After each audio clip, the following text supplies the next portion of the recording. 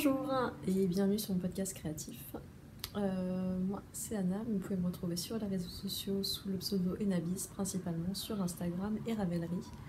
Je suis également la teinturière derrière la marque Le Prix des Sévilles. Et pour terminer, comme d'habitude, je précise que ce podcast peut contenir des gros mots. Donc si vous avez des enfants, par exemple, si vous l'écoutez dans une pièce où il y a possiblement des enfants qui peuvent possiblement entendre et que c'est pas votre truc, voilà, vous êtes prévenus. Et également, si c'est pas votre tasse de thé, eh bien, nos chemins se séparent ici, ce n'est pas grave. Quoi de neuf? Eh bien, je vous retrouve aujourd'hui après une semaine de vacances qui font du bien. Après les derniers mois, j'ai eu depuis la mi-novembre, on va dire, j'ai beaucoup travaillé. Ce qui est une très bonne chose. Mais du coup, j'étais un peu rincée, donc j'ai pris une semaine de pause. Vous excuserez la coupe de cheveux, parce qu'en fait, je me suis fait couper les cheveux il y a après une semaine, et ils ont décidé qu'ils voilà, ils font un peu ce qu'ils veulent, donc écoutez, voilà. Je suis également un petit peu malade parce que quoi de mieux pendant des vacances que d'être malade, hein, c'est vraiment le bon moment. Donc voilà, si... je vais peut-être la voix un peu bizarre, je suis peut-être un peu prise du nez, je vais peut-être renifler un petit peu, enfin plein de choses qu'on adore. Pas de Covid, hein, j'ai fait tester, mais pas de Covid. Cette semaine, enfin pour ce podcast, parce que apparemment j'ai pris le rythme d'enregistrer toutes les 3-4 semaines, ça me va plutôt bien, ça fait que j'ai des choses à vous montrer, je me répète pas trop, j'ai pas l'impression de passer mes week-ends à éditer, enfin à monter des vidéos, donc c'est plutôt pas mal. Donc pour cet épisode, pour la partie tricot, je vais vous parler de 2 projets terminés, de 2 projets en cours et d'un futur projet. Et pour la couture, je vais vous parler d'un projet terminé et de futurs projets, parce que du coup je suis inspirée comme Jaja.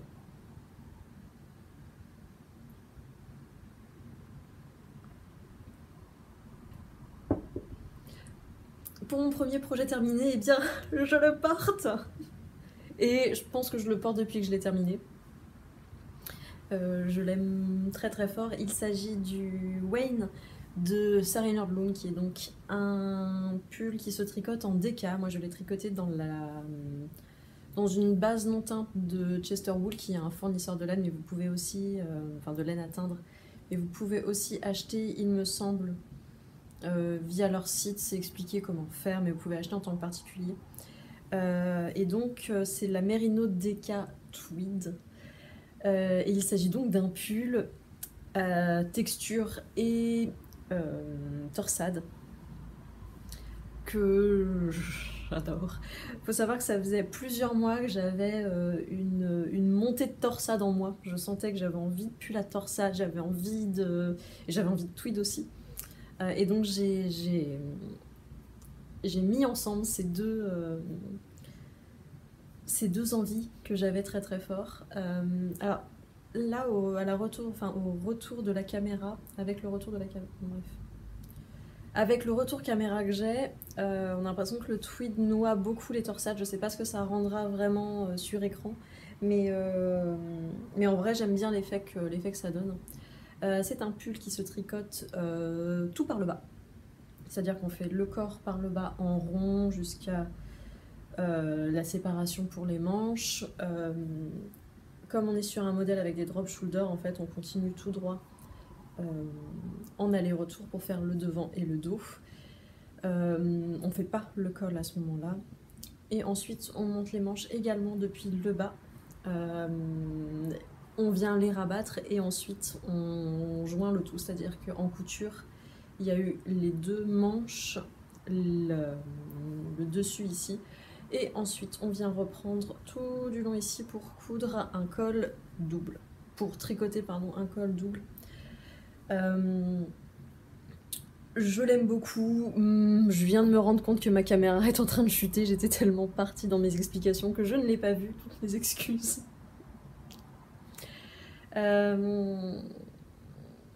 je l'aime beaucoup. Le seul peut-être petit bémol que je pourrais avoir, c'est que comme il se tricote par le bas, c'est toujours difficile de jauger pour adapter les longueurs. Et comme moi, je suis un petit modèle, j'ai souvent parfois besoin de raccourcir un peu les pulls. Là, je l'ai vraiment tricoté tel qu'on... Je l'ai vraiment tricoté tel que le patron l'a indiqué. Je sais pas si je vais pouvoir montrer... Il s'est un petit peu élargi en fait, parce qu'avec les torsades aussi... mais il me tombe... il est en dessous de mes os du bassin, qui sont ici. Donc pour certains trucs, notamment moi qui aime bien porter des jupes hautes et autres, il peut avoir tendance à me tasser sur certains trucs. Mais en même temps, je me rends compte que c'est aussi un pull un peu avec une laine plus grosse que ce que j'ai l'habitude de porter. C'est ça que je porte beaucoup de pulls en... Je crois que c'est mon seul pull en déca en fait. En vrai pull, j'ai un gilet en déca mais... Et du coup, peut-être aussi que c'est cet effet un petit peu plus gros, comme il y a aussi le revers, voilà, il est un peu plus imposant. À la base, il me semble qu'il est inspiré d'un pull dans un des Batman, apparemment, puisque Wayne.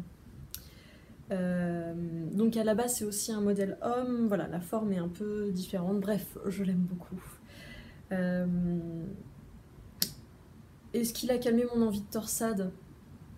Oui et non, c'est-à-dire que c'était bien d'avoir un projet où j'étais vraiment impliquée. Il n'y avait pas vraiment de moment zéro cerveau en fait, à part peut-être pendant l'écoute. Mais du coup, j'ai trouvé ça très très chouette, j'étais très contente.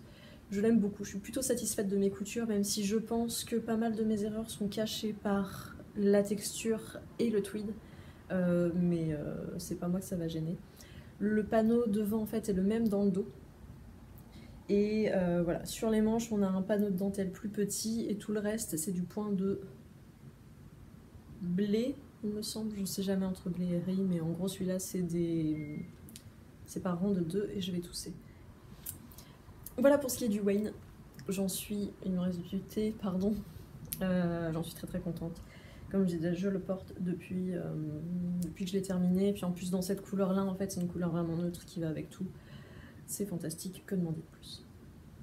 Mon deuxième projet terminé, c'est une paire de chaussettes. Je sais pas si je vous l'avais montré. Alors je l'ai lavé et du coup, elle défile partout. Parce que comme j'ai fait beaucoup de couture, et surtout j'ai fait beaucoup de choses, mon appartement entier est couvert de fils.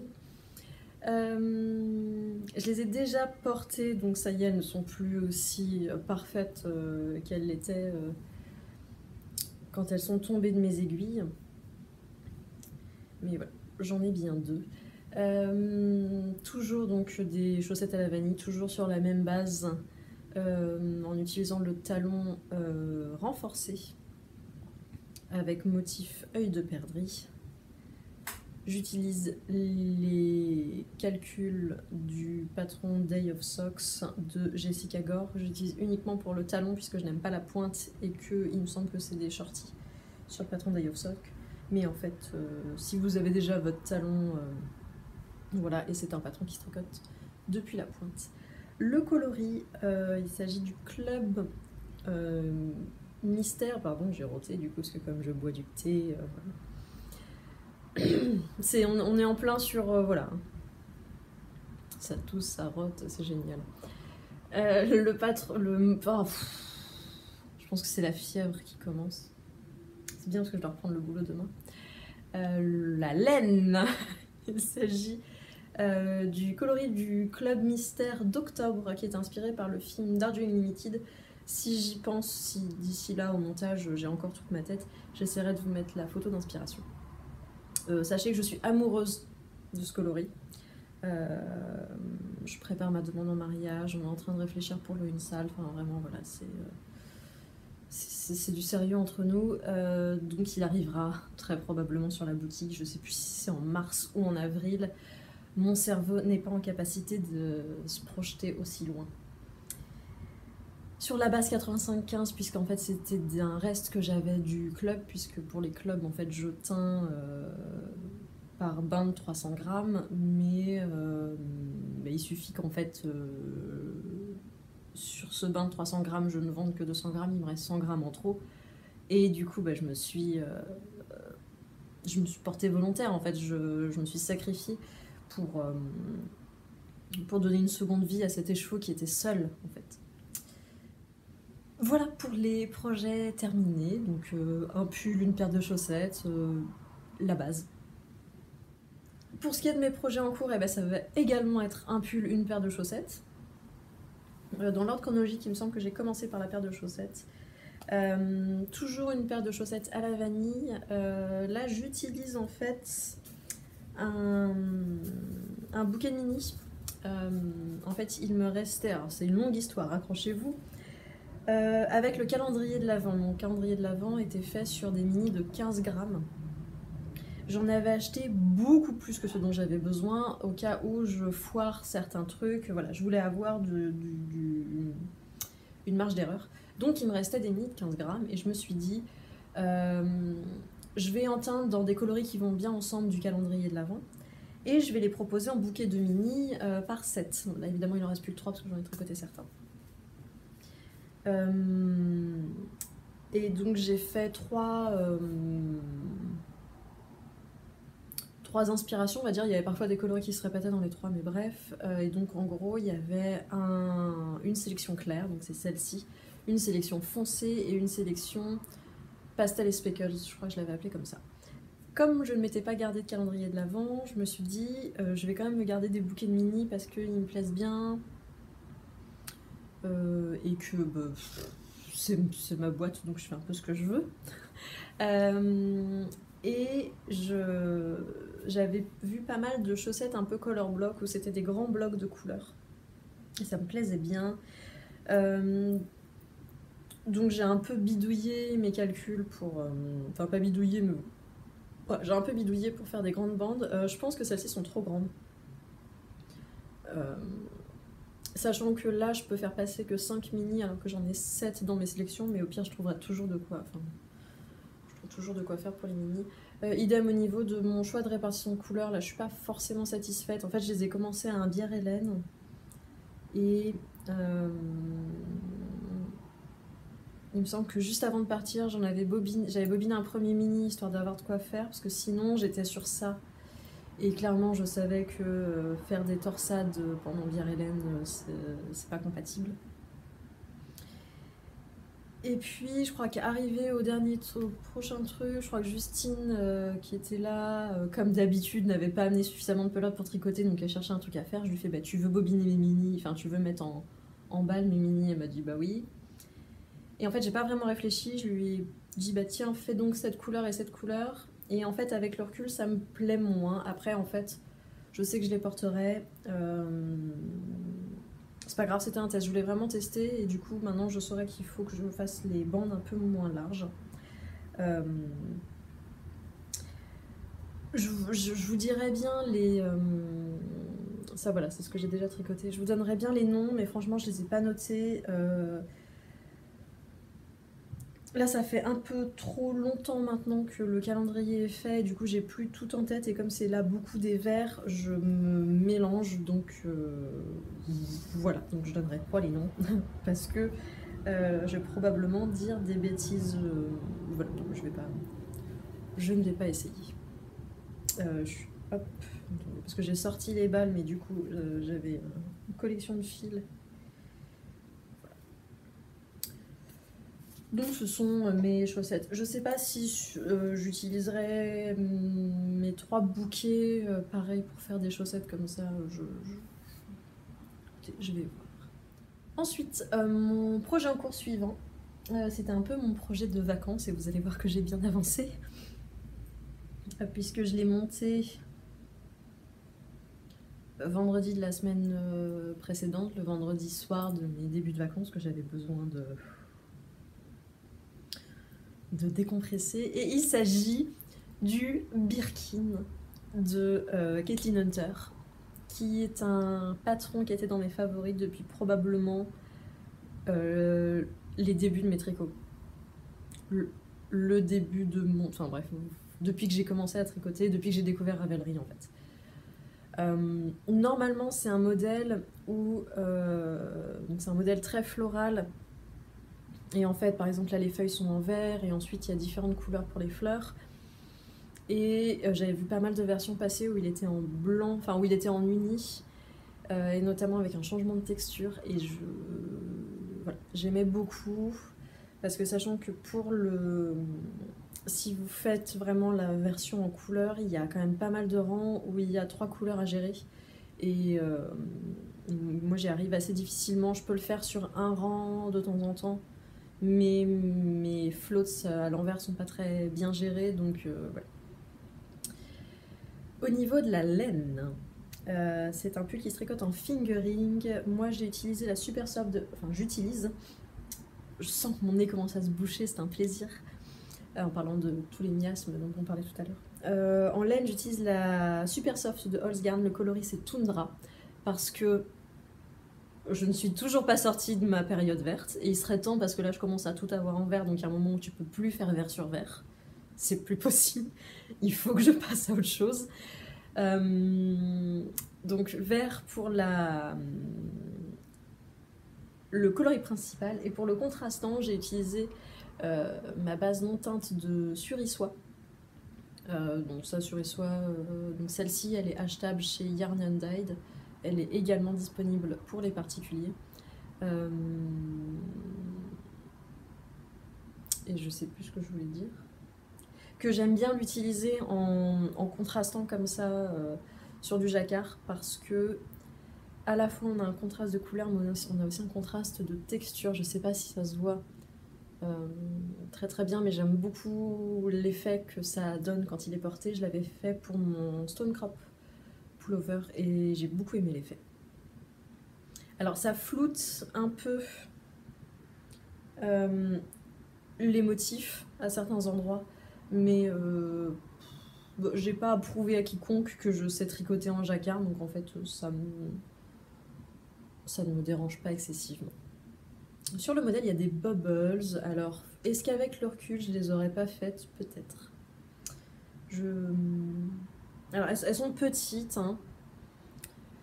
C'est surtout que la méthode de Caitlin Hunter, moi elle me plaisait pas trop parce qu'en fait sur le premier rang, vous voyez, on a l'impression que mes bubbles, je les ai faites un rang trop haut, alors que je les ai faites au bon endroit, mais c'est la façon de les faire sur la télé, on aime bien les mettre là. Ce qui fait que j'ai modifié la technique.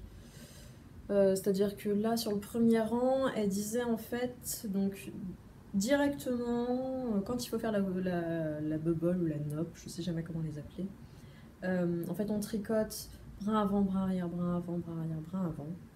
Ensuite, on vient un par un repasser tout ce qu'on a fait. Enfin, on vient repasser en gros la deuxième boucle au-dessus de la première, puis la troisième au-dessus de la première, puis hop, hop, ça jusqu'à ce qu'on n'en ait plus. Et ensuite, on vient retricoter encore une maille là-dessus. Enfin, on repasse sur l'aiguille de gauche, on retricote une maille, etc. C'est ce que j'ai fait ici. Sauf que ça donne l'impression qu'il n'y a pas assez de... qu'elle est tirée vers le haut. Donc ce que j'ai fait sur la suivante, c'est que j'ai d'abord tricoté ma maille normale, puis je l'ai remise sur mon aiguille gauche. Là j'ai tricoté la technique de la bubble et j'ai refait encore 2 mailles au-dessus, il me semble que c'est ça. Écoutez, je trouvais qu'au départ elles étaient encore bien tenues, bien denses, et puis au fur et à mesure je trouvais qu'elles se désensifiaient, et c'est pas lié au fait qu'il y ait une maille avant parce que j'ai testé les deux. Du coup, bon écoutez, c'est que je me posais surtout la question parce que je vais en avoir besoin pour le futur projet. Mais je vais pas vous spoiler déjà. Je suis rendue à la moitié du corps, donc j'ai bien avancé. Normalement le patron, en fait normalement le modèle est un petit peu en A comme ça, un peu évasé, mais on le fait pas avec des augmentations, on le fait en changeant de taille d'aiguille. Je trouve pas ça méga pratique parce que moi par exemple j'utilise la Super Soft, là je suis en 3,25 qui est d'ailleurs l'aiguille recommandée pour le modèle, mais c'est à dire que si alors certes elle gonfle un petit peu au blocage, mais en fait là si je monte de 2 tailles d'aiguille, ben, ça va être transparent. Enfin, du coup je l'ai pas fait, donc j'ai choisi de rester sur du droit parce que j'avais... Franchement, je savais pas combien de mailles il fallait que j'ajoute. Parce que le patron ne nous donne pas la circonférence du bas. Il nous donne que la circonférence tour de poitrine. Donc en gros, j'avais pas d'informations pour tricher et faire des augmentations au lieu de faire un changement d'échantillon. Donc j'ai décidé que je le ferais droit. Je l'aime bien évasé sur les photos, mais je suis pas sûre que sur moi ça me plaise autant. Je ne sais pas encore exactement quelle longueur je vais le faire. Il est possible que quand je vais avoir un doute, je vais arrêter le corps, je vais faire mes manches en entier, et puis je verrai ensuite ce que je veux faire pour la longueur du corps.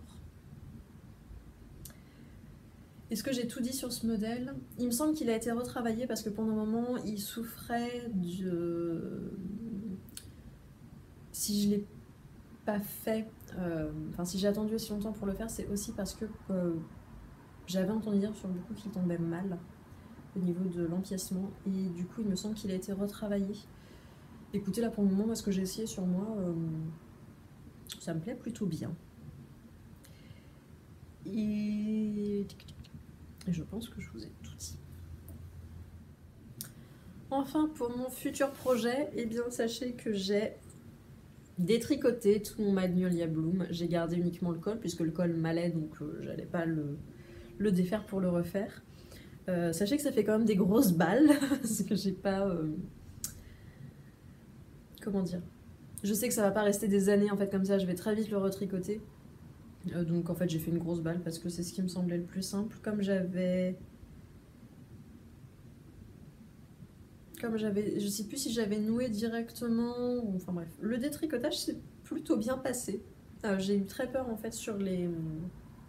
En fait le premier rang de côte, comme il y avait eu le rabat qui en plus était à l'aiguille, il avait quand même pas mal, pas feutré en soi, mais bon voilà, les fibres c'était quand même pas mal mises entre elles. Et j'ai eu très très peur. Et en fait, au premier rang, je me suis dit, ah ben en fait, si c'est ça partout, je vais juste pas pouvoir le défaire. Et bah, il va falloir que je trouve quelqu'un à qui le donner. Bon, au final, j'ai persisté et le reste se défaisait beaucoup mieux, donc j'ai été rassurée. Pour la petite histoire, je le défais parce qu'en fait, j'avais tricoté sans faire d'échantillon, j'avais tricoté avec la taille d'aiguille préconisée, ce qui ne veut rien dire en soi. Et il était beaucoup trop petit. Ce qui fait que du coup je l'ai détricoté, parce que de toute façon voilà, la taille n'allait pas. J'ai fait un échantillon dans la taille au-dessus. J'ai pas encore pris le temps de bien mesurer et de faire mes calculs, mais en gros ce qui va se passer c'est que soit je reste en 7 mm, donc la taille préconisée, et j'ai des fourmis dans la jambe. Excusez-moi. Voilà, soit je reste en 7 mm et je fais une taille au-dessus, soit je passe en 8 mm mais j'ai peur qu'il soit trop lâche, en fait, enfin puis trop transparent, je ne sais pas. Et en 8 mm je reste sur la taille que j'avais faite, c'est-à-dire la taille 1. Voilà, pour le moment en fait je suis prête pour tout le reste. Je me lance pas encore et j'ai pas encore fait mes calculs parce qu'en fait il s'agit du modèle pour le Cal Birellen. Cal Birellen s'est remis voilà, à organiser des cals enfin. Et du coup le vote, enfin le peuple a parlé et le peuple a voulu un cal Magnolia, ce qui fait qu'en fait du coup ceux qui veulent faire la version gilet peuvent faire la version gilet, la version pull, il y a plein de versions, enfin bref. Évidemment, comme je fais partie de l'organisation du cal, je suis pas éligible au lot et compagnie, c'est pour ça en fait que j'ai pas tout défait et que du coup oui, techniquement je vais pas le castonner, enfin je vais pas le commencer le jour de la caston party, mais c'est pas grave parce qu'en fait je participe pour la forme en fait.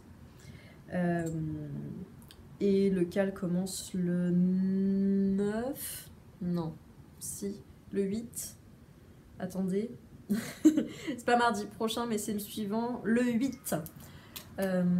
Donc en fait je me dis j'ai largement le temps de bien avancer sur mon Birkin, d'être sur les parties, bah là de toute façon maintenant je suis sur le jersey, et comme ça de pouvoir faire la dentelle qui est un peu plus demandeuse quoique, et voilà, peut-être de jongler entre les deux. Comme celui-ci je l'avais tricoté en 10 jours la dernière fois, je m'inquiète pas trop sur le temps que ça va me prendre. Et comme j'aimais pas trop les bubbles sur la version que j'avais déjà tricotée, où là je les avais fait au crochet et je les trouvais vraiment pas... je trouvais pas régulière, je sentais qu'il y avait des fils qui se tiraient, ça me plaisait pas, donc je vais peut-être tenter la version que j'ai, enfin la technique que j'ai utilisée dans le Birkin, on verra.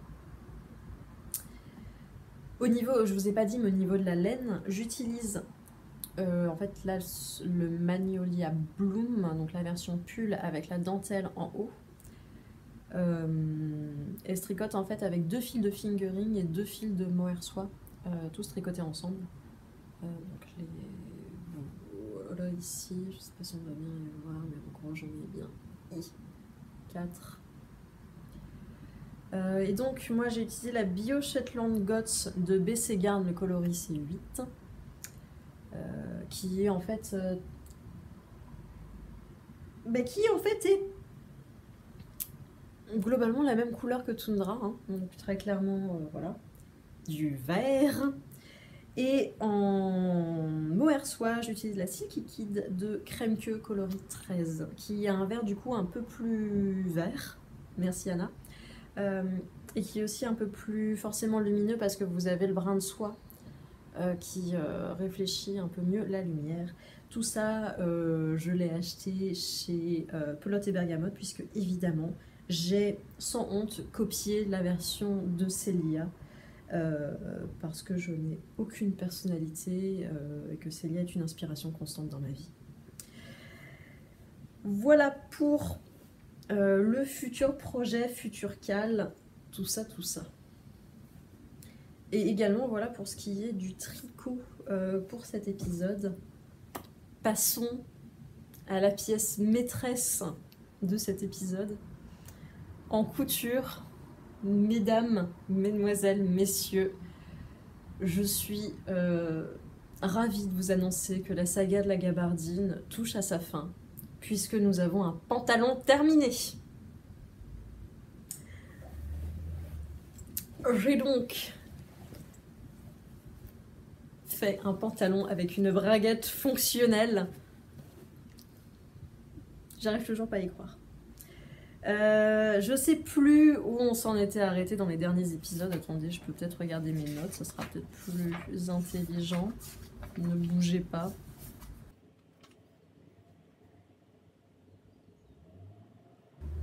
Ok, au dernier épisode, je vous avais en effet dit que j'avais jeté mon dévolu sur le patron Thelma, enfin pour le patron du jean Thelma de Kaléico Édition. Mais qu'à ce moment-là, je n'avais plus de papier et que donc je ne pouvais pas décalquer mon patron. Donc j'ai décalqué mon patron, j'ai fait une toile et j'ai rencontré un problème majeur, c'est-à-dire qu'en fait,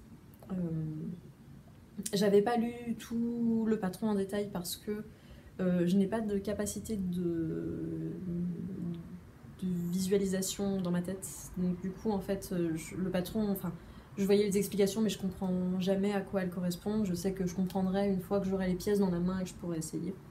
Et donc, je ne m'étais pas rendu compte que toutes les coutures de ce putain de pantalon étaient des coutures au cornet, qui est une merveilleuse chose que j'ai découvert.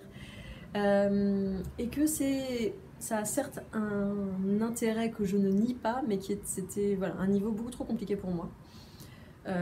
Et en fait, la couture au cornet, c'est en gros une couture où vous n'avez pas la même valeur de couture sur vos deux pièces, c'est-à-dire sur la première pièce vous avez 1 cm, sur la deuxième vous avez 2 cm. Vous faites votre couture et ensuite vous venez replier ça, puis tout l'ensemble pour qu'en fait voilà votre couture, je sais pas pourquoi j'ai fait ça avec mes mains parce que du coup c'était vraiment pas compréhensible, mais ça fait qu'en fait votre finition est faite, vous n'avez pas à surpiquer, votre finition est faite, c'est on pourrait presque dire que c'est une couture à l'anglaise, mais déjà couchée. Vous en ferez ce que vous voulez.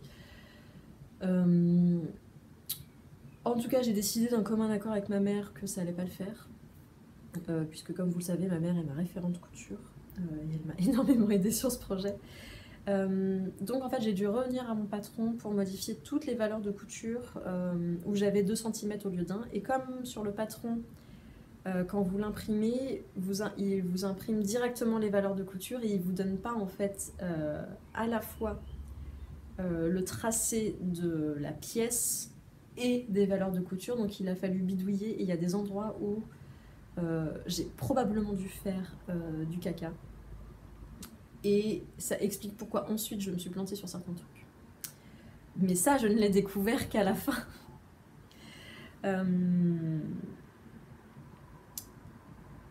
Donc couture au cornet, on a décidé qu'on le ferait pas.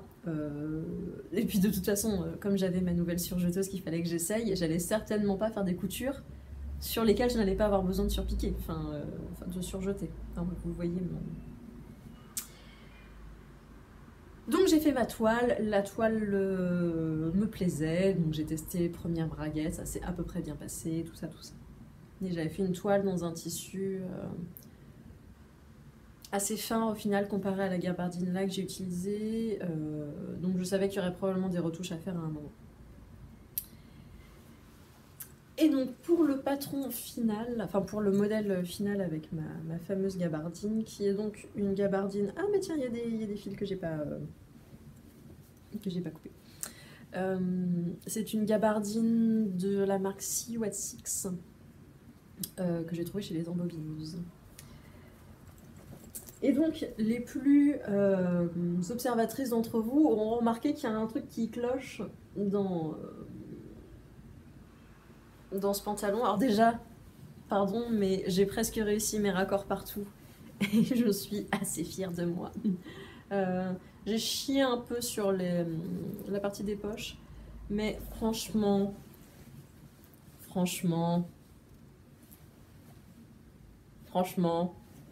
pour une première, je suis plutôt fière de moi.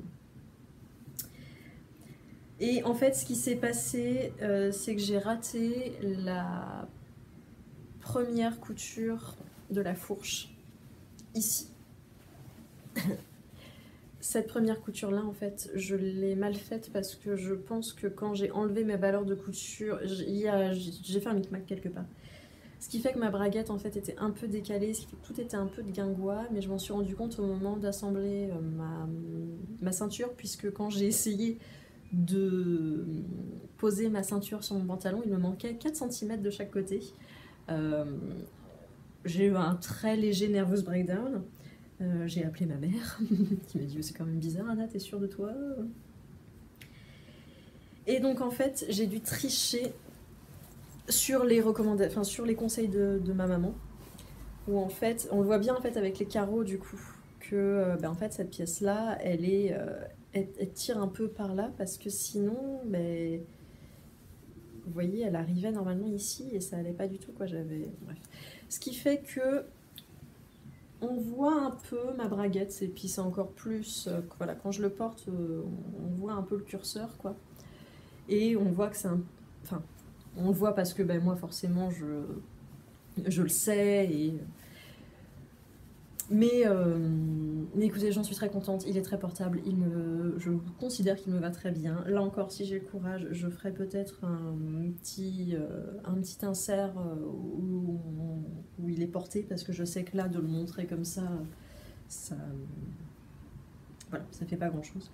Alors c'est une matière qui aime particulièrement les poils de Suri, parce qu'il en est couvert, vu que j'ai tricoté en le portant.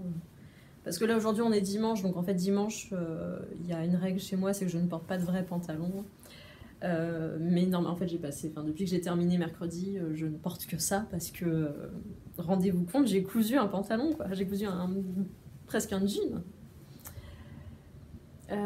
J'ai juste eu à le reprendre parce que du coup pour gagner pour récupérer tous mes centimètres qui me manquaient, en fait ça suffisait pas, je l'ai aussi repris en fait sur les côtés.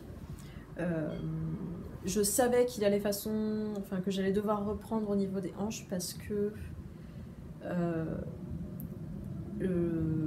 j'avais sélectionné la taille en fonction des mesures de mon tour de taille, mais j'avais bien vu que mon tour de hanche était beaucoup trop... que le tour de hanche de la taille que j'avais choisi était beaucoup trop grand par rapport à mon tour de hanche à moi, parce que je suis assez... je suis un H, ma chérie. Et du coup, forcément, il y avait des ailettes en trop quoi, sur les côtés, donc en fait, j'ai tout repris. Ce qui fait que j'ai pu récupérer les petits centimètres qui me manquaient et j'ai pu terminer, mettre ma ceinture, coups de mes passants, enfin, je sais pas si vous vous rendez compte, j'ai même une poche briquet. Enfin, c'est de la folie. Et depuis que je l'ai terminé, j'ai une sensation de satisfaction et d'accomplissement personnel. Mais enfin, donc du coup, je en coup de plein parce qu'en fait, c'est génial. Moi qui, enfin, je viens du tricot et du coup, bah, le tricot, bah, oui, j'allais pas me faire des pantalons en tricot, quoi. Enfin, il y a plein de trucs où je me disais, bon, bah, je suis limitée à faire des pulls, des châles, des choses comme ça, mais il y a encore des choses que je peux pas faire moi-même. Et là, je viens d'ouvrir à la porte des pantalons et je trouve ça tellement intéressant voilà, de chercher comment faire pour que ça tombe bien par rapport à ses propres mesures, par rapport à sa morphologie. Je trouve ça super intéressant. Moi qui dans le commerce, j'ai toujours eu du mal à trouver des pantalons qui me plaisaient parce que bah déjà j'ai vraiment un tout petit bassin. Je suis vraiment pas grande, ce qui faisait que bah, en fait, beaucoup des pantalons n'étaient pas faits pour moi. C'est-à-dire qu'en fait, bah, déjà les délavages étaient complètement décalés par rapport à ma morphologie, tout ça. Enfin, là, en fait, de pouvoir me faire un pantalon rien qu'à ma taille de longueur de jambe, enfin, c'est génial. Je sais qu'on peut faire reprendre les pantalons dans les magasins, mais ça me saoule en fait d'acheter un produit fini qui est pas fini en fait. Enfin, bref, c'est une autre. Donc, je suis très très contente. Je pense que je vais essayer de garder cette base de pantalon et pourquoi pas la modifier notamment au niveau de la largeur des jambes. Là j'ai fait la coupe droite, sachant que sur le patron il existe en flair et il existe en large. Moi j'aimerais bien une version plus skinny parce que je fais un plus slim parce que moi au quotidien en fait je ne porte que des jeans qui collent à ma peau. Et du coup, c'est vrai que j'aimerais bien me rapprocher un petit peu de cette coupe-là, parce que bon, ça reste pas la même coupe. Ça sera probablement quelque chose que je ferai avec ma maman, puisqu'elle a plus d'expérience que moi là-dedans. Ce qui nous amène au futur projet de couture. Là, voilà, je surfe sur la vague de ma satisfaction d'avoir fait un pantalon, donc forcément j'ai envie de tout coudre. Et principalement des pantalons hein, quand même. Parce que du coup, voilà, c'est tellement satisfaisant que j'en veux d'autres. Enfin, j'en veux d'autres et je veux en faire d'autres. Il y a à la fois le process et à la fois le produit. Et du coup, cette semaine, j'ai trouvé ce patron de Cozy Little World, qui est donc une salopette, la salopette Bastille. J'aimais beaucoup la forme. Et je me dis, bah, c'est un pantalon, mais cette fois-ci, il n'y aura pas de putain de braguette, donc je devrais peut-être m'en sortir un peu mieux. Je sais pas encore, parce que cette semaine, du coup, j'ai aussi pas mal écumé les merceries pour trouver du tissu pour ça.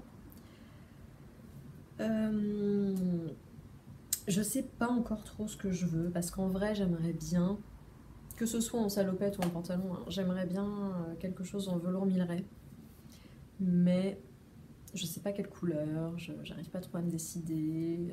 Comme j'avais cousu des jupes en velours, mais j'avais du mal à les faire marquer au fer. Du coup, je me sens un peu... J'ai un peu peur de me lancer dans quelque chose qui est du coup du 3 étoiles sur 4. Si j'ai du mal à dompter la matière à la base. Donc je ne sais pas, je réfléchis encore fort. Et en même temps, je me dis, si là encore, il me faut 2 mois pour faire le bordel. Ça veut dire qu'en gros, si je me fais une salopette en velours et qu'en fait je peux la porter fin mars, c'est pas très intelligent. Alors que si je la fais dans peut-être je sais pas, un truc qui ressemble un petit peu à un jean clair, un peu plus fin, ça peut faire une petite salopette mi-saison, un peu roulée en bas, ça peut être sympa. Voilà, donc il y a beaucoup de choses qui moulinent dans ma tête. Ce qui est sûr, c'est que normalement il va y avoir toujours de la couture ici, sachant que maintenant en plus avec ma surjeteuse, ça y est, ma surjeteuse et moi on s'est parlé, on s'est découvert. J'ai mis une bonne soirée à l'enfiler, dit comme ça c'est super chelou. J'ai un peu galéré pour l'enfilage. Et mais je pense que ça y est, maintenant je comprends comment ça fonctionne. Enfin, même si pour le moment j'ai fait qu'un surfil à 3 fils, du coup, il me semble. Enfin, voilà, c'est vraiment la base de la base. Mais déjà, ça fait des finitions tellement plus jolies que ce que faisait mon point zigzag à la machine.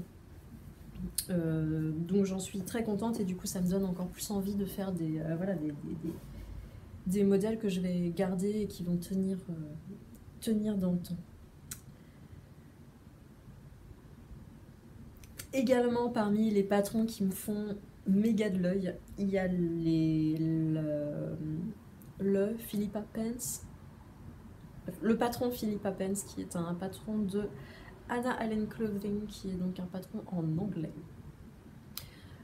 Qui est toujours pour un pantalon type jean, mais du coup avec une jambe beaucoup plus resserrée que la jambe droite que j'ai faite. Une taille haute, des poches carrées dans le dos, j'en suis pas très fan, mais je pense qu'en fait c'est une inspiration type années 20, si j'ai 30, je sais plus. Et il me tente beaucoup, mais la question c'est toujours se dire est-ce que j'ai le niveau pour me lancer maintenant dans un patron en anglais, je ne sais pas, dans un patron de pantalon en anglais, parce que j'ai déjà fait des patrons en anglais, mais pas de cette designer là en plus, donc voilà. Mais je trouve la forme très belle et en fait, je me suis abonnée au hashtag sur Instagram, donc forcément, je le vois sur des gens et à chaque fois je me dis ah ouais, mais c'est vraiment ça que je veux. Donc je pense que oui, ma couture va être placée sous le signe des pantalons, peut-être au moins jusqu'au retour de l'été, ou peut-être en été, du coup je vais plus avoir envie de me faire des petites robes et des choses comme ça. Je pense que c'est tout pour moi cette semaine, puisque mon nez est en train de me dire qu'il faut arrêter de... il faut arrêter de parler, il faut recommencer à respirer par la bouche, parce que là ça va plus. Je vous remercie d'avoir passé, je pense, ces 40 minutes avec moi. J'espère que ça vous a plu. Je vous souhaite une bonne fin de journée, bonne fin de semaine. Je pense que ça va être uploadé en fin de journée, un dimanche soir. Donc bref. En tout cas, quoi que vous fassiez, je vous souhaite que ça soit bien. Je vous dis au prochain épisode, mais surtout,